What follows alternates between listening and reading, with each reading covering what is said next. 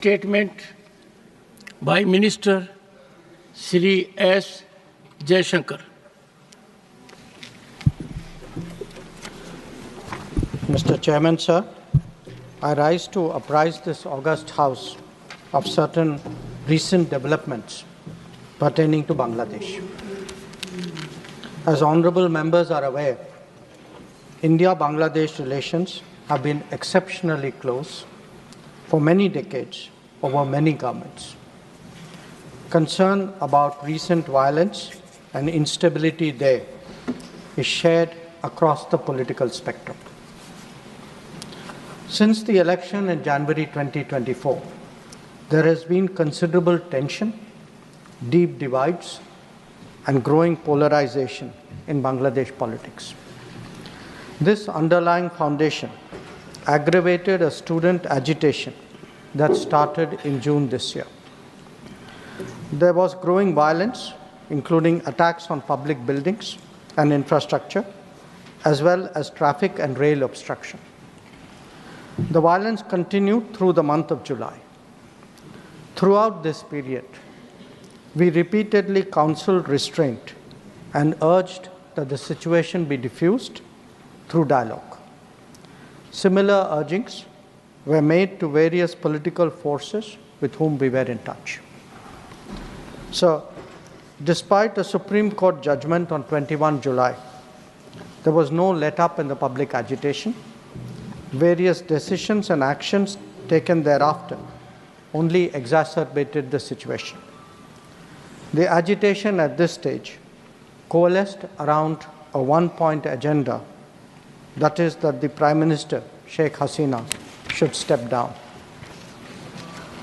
On 4th August, events took a very serious turn. Attacks on the police, including police stations and government installations, intensified even as overall levels of violence greatly escalated. Properties of individuals associated with the regime were torched across the country. What was particularly worrying was that minorities, their businesses and temples also came under attack at multiple locations. The full extent of this is still not clear. Sir, on 5th August, demonstrators converged in Dhaka despite the curfew. Our understanding is that after a meeting with leaders of the security establishment, Prime Minister Sheikh Hasina apparently made the decision to resign.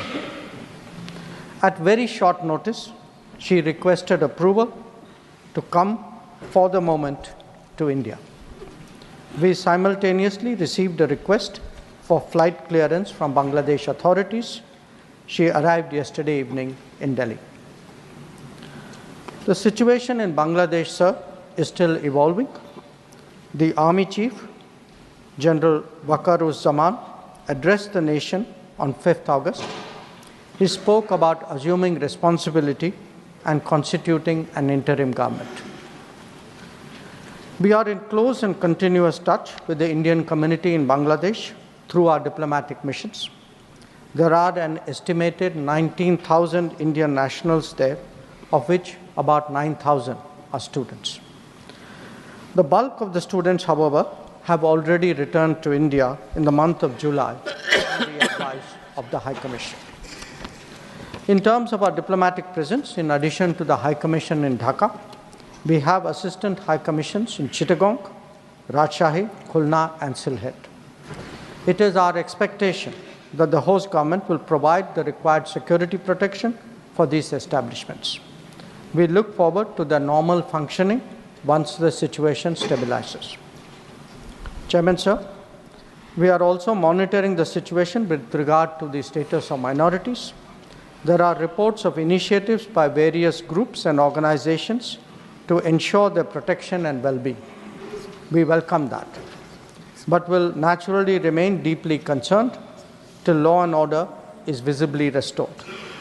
Our border guarding forces have also been instructed to be exceptionally alert in view of this complex situation.